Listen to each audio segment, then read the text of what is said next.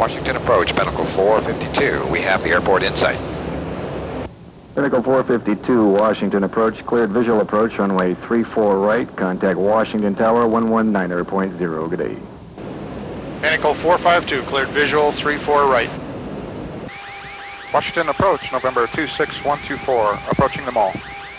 Citation 26124, Washington approach, traffic 1 o'clock, 5 miles westbound, Boeing 757 descending through 5,000 for runway 34 right. Do you have that traffic in sight?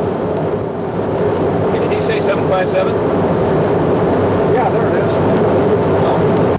Affirmative, Washington. I have the 757 in sight. Citation 124, you're 4 miles behind the Boeing 757, caution wake turbulence. Follow that traffic, cleared visual approach, runway 34 right. Contact Washington Tower 119.0. Pinnacle 452, can you accept 34 left, following traffic 34 right? Roger, Washington 34 left, no problem.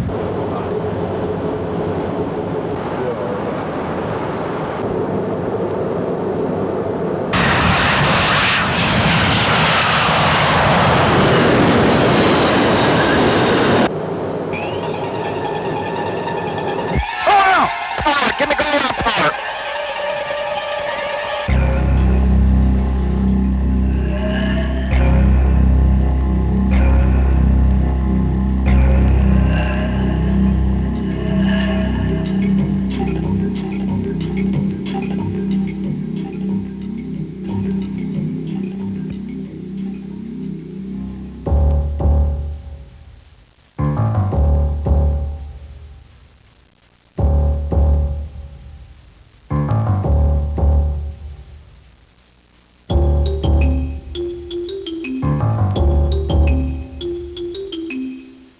The introduction of wide-body airplanes in the 70s was instrumental in satisfying the public's desire for traveling. In order to safely avoid the wake turbulence associated with these aircraft, separation standards were developed that established aircraft weight categories and distances. At that time, aircraft were easily categorized: wide bodies, B727, B737, DC-9, and others. As the aircraft within the categories increased in number and size, the potential for wake turbulence encounters increased as well.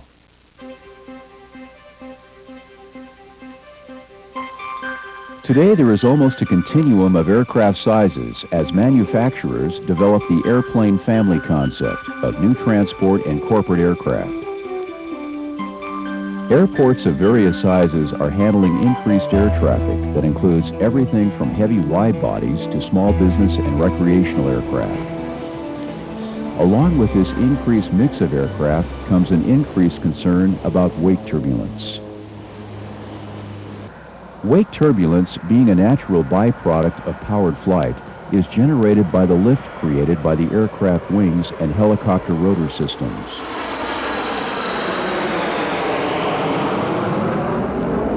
It develops when air rolls up off the wingtips, forming two counter-rotating vortices.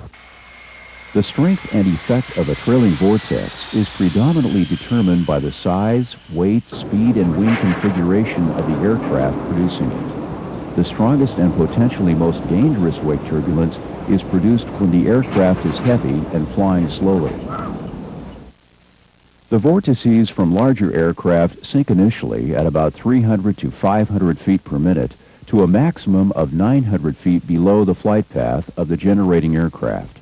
Vortex strength diminishes with time and is affected by atmospheric conditions and contact with the ground. In calm wind, as the vortices sink close to the ground, they tend to move laterally over the ground at approximately 2 to 5 knots. The vortices are strongly influenced by ambient wind. A strong enough wind will dissipate the turbulence. A light crosswind will decrease the lateral movement of the upwind vortex and increase the movement of the downwind vortex. A tailwind condition can move the vortices forward into the touchdown area. One of the most hazardous situations is a light quartering tailwind. Northwest 989, clear to land. Horizon 466, Seattle. The location and strength of wake turbulence still remains fairly difficult to determine and usually invisible to both the pilot and controller. There are, however, some basic recommended procedures which can be used to assist pilots in avoiding the preceding aircraft's wake. Your aircraft's performance and capability should be considered when applying these procedures. When landing behind a larger aircraft on the same runway, stay at or above its flight path, noting its touchdown point and landing beyond it. In the case of parallel runways closer than 2,500 feet, landing behind a larger aircraft requires the pilots to be aware of possible wind drift towards their runway. Stay at or above the larger aircraft's flight path and note its touchdown. If you are landing behind a larger aircraft on crossing runways, cross above the larger aircraft flight path. If the larger aircraft is departing on the same runway, note its rotation point and land well prior to that point. Here, the larger aircraft is departing on a crossing runway. Note the rotation point. If it is past the intersection, continue your approach and land prior to the intersection. If it rotates prior to the intersection, avoid flying below the larger aircraft flight path. Abandon the approach unless you can land well before the intersection. Be alert for any critical takeoff situation which could lead to a vortex encounter. In takeoff situations, note the departing aircraft's rotation point and rotate prior to it. Be sure to evaluate aircraft performance and determine if it is possible. If necessary, or there is any doubt, delay the takeoff. After takeoff, continue your climb above and upwind of the larger aircraft climb path until turning clear of its wake.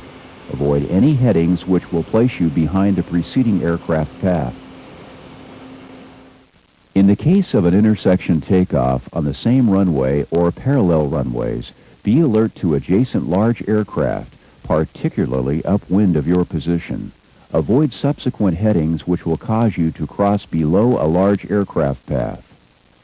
In the case of an aircraft making a low missed approach or touch and go, wake turbulence may exist along the runway and in your flight path, especially if a light quartering wind exists. Leave an interval of at least 2 minutes before executing a takeoff after a heavy aircraft. If you are en route VFR and you observe a large aircraft above on the same track, avoid the area below and behind its path by adjusting your position laterally, preferably upwind. Coach 545 Park, The other key player directly involved with avoiding wake turbulence is air traffic control. Air traffic controllers are required to provide radar and wake turbulence separation or visual separation until the pilot accepts visual separation or a visual approach.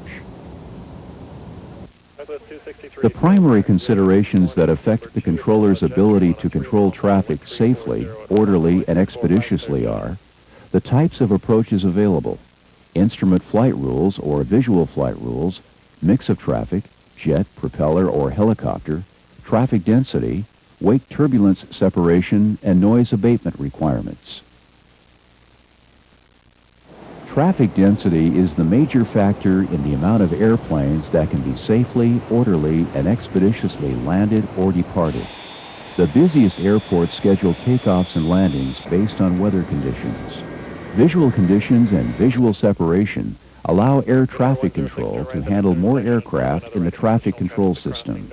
Air traffic controllers can gain more flexibility in handling aircraft still under IFR control by clearing aircraft to maintain visual separation or a visual approach.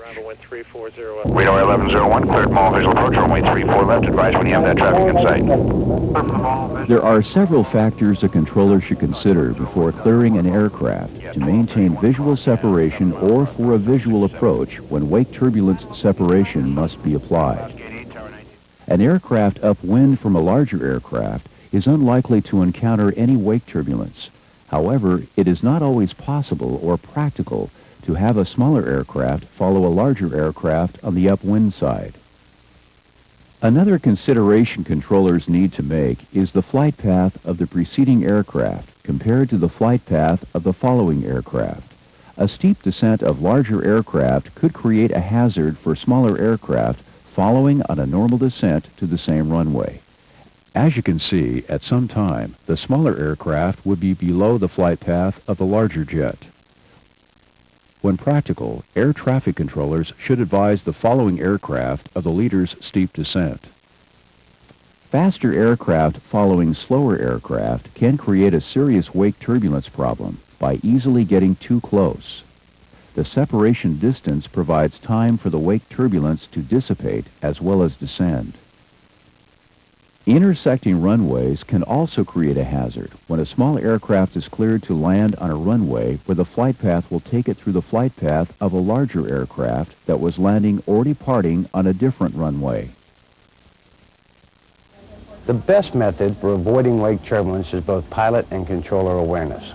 Controllers must know where wake turbulence could occur and how it will affect other following aircraft. Crosswinds, steep descents, different airspeeds, and crossing runways are just some of the factors controllers should consider. Pilots also have to be aware of where potential hazards exist. Sometimes giving a caution wake turbulence advisory is not enough. The pilots need to know if the aircraft they are following is on a steeper than normal descent, is flying slower than they are, or if it is landing on another runway. If there is a potential for wake turbulence hazard, the controller needs to inform the pilot of it and allow the pilots to adjust their flight paths accordingly. Conversely, it is the pilot's responsibility to keep air traffic controllers informed of flight profiles outside of the normal operation. When it's operationally beneficial, air traffic control may authorize the pilot to conduct a visual approach to an airport or to follow another aircraft in VFR weather conditions. The pilot must have the airport or the preceding aircraft in sight before the clearance is granted. The pilot is solely responsible for avoiding wake turbulence. The task of maintaining proper visual relationship with the lead aircraft in order to remain at or above its flight path becomes greater and more complicated when aircraft of different sizes and speeds approaching from various altitudes and directions are involved. Changing from an instrument approach to a visual approach and landing, when conditions permit, is routinely accomplished. The pilot's situational awareness up until the time of transition from IMC to VMC is usually limited to information received from radio communications.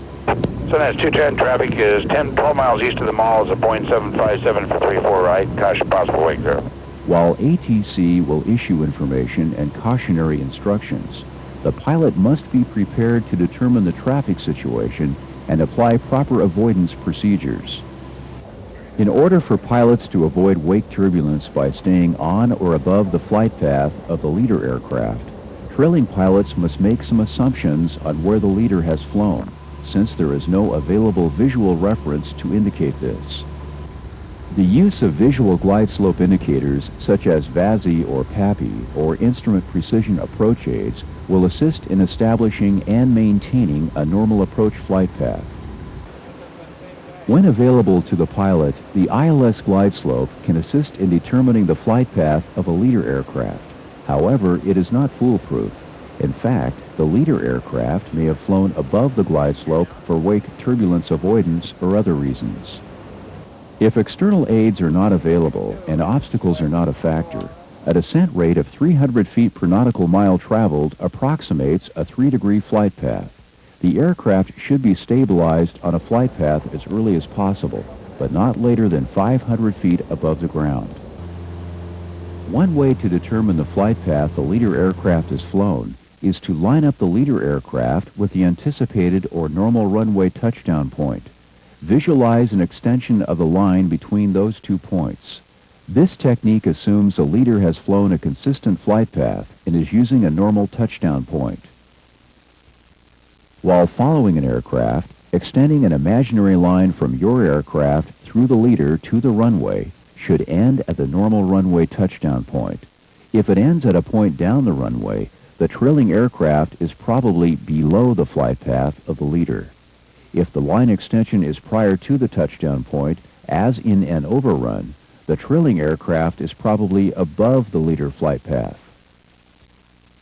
When ILS approaches are being used in VMC, consideration may be made by the pilot of the trailing aircraft to fly at or above the ILS glide slope.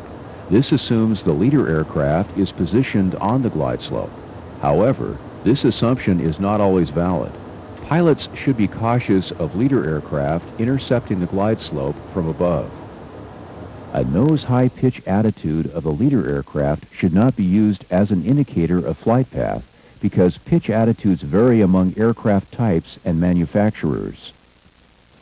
During crosswind conditions, pilots may consider flying offset on the upwind side of the localizer center line as a means of avoiding the leader's wake turbulence.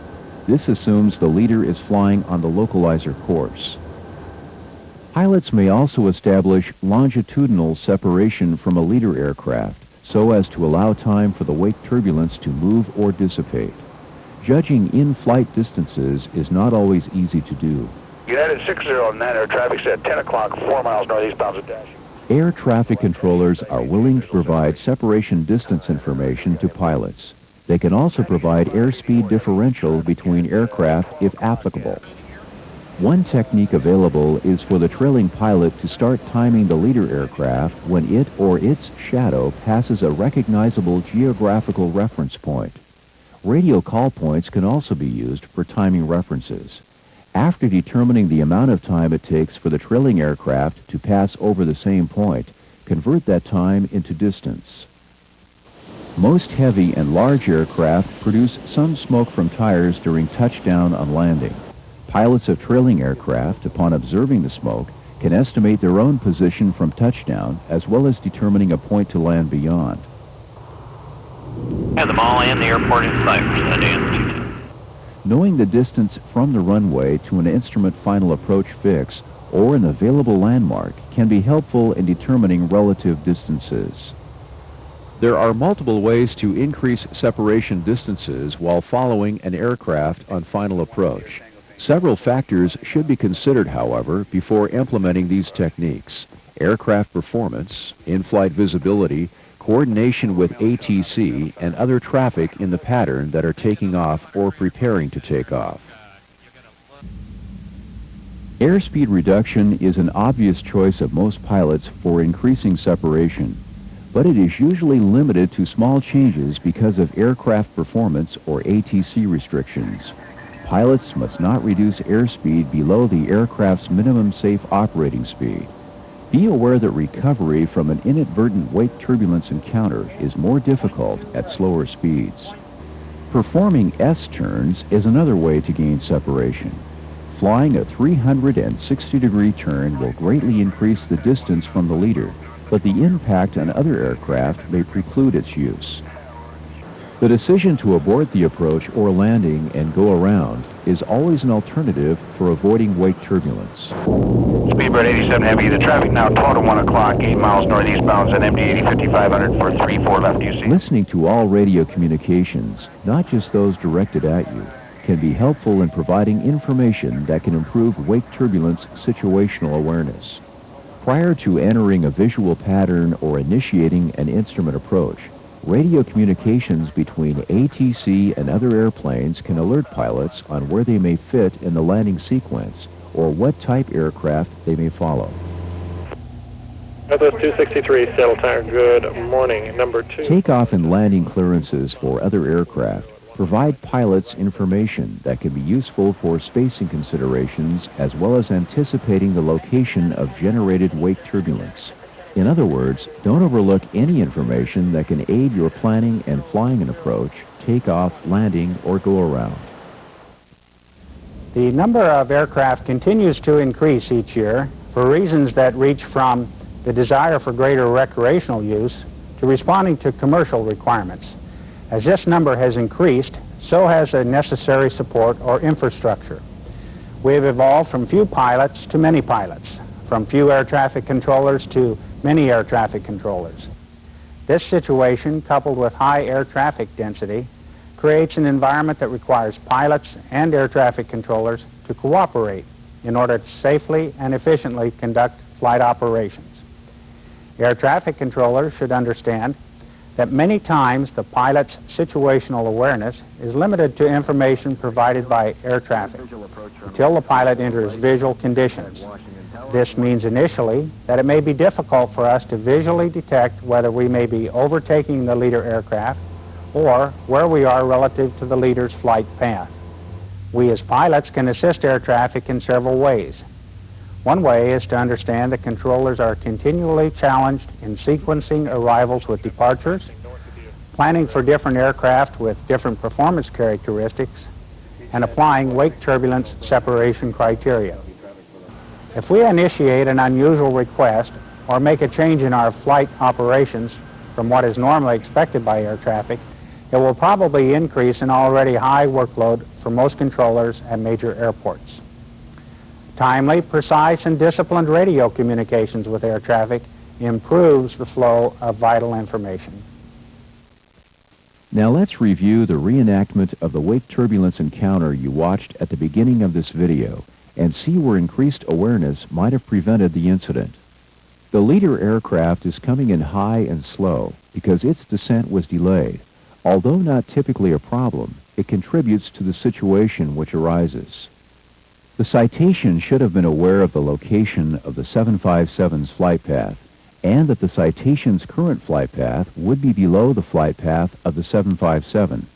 The pilots lacked sufficient situational awareness of the possibilities.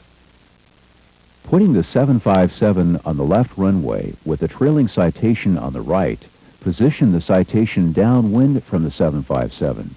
Light winds enabled the wake turbulence from the 757 to drift to the right. Additionally, if the controller had been aware that there was potential for reduced separation upon landing and of the 757's higher approach path, he could have warned the citation of its closure with the 757, and he could have given important information regarding the 757's flight path by advising the following aircraft that the leader aircraft was higher. For example, your traffic departed the outer marker at 3,000 feet.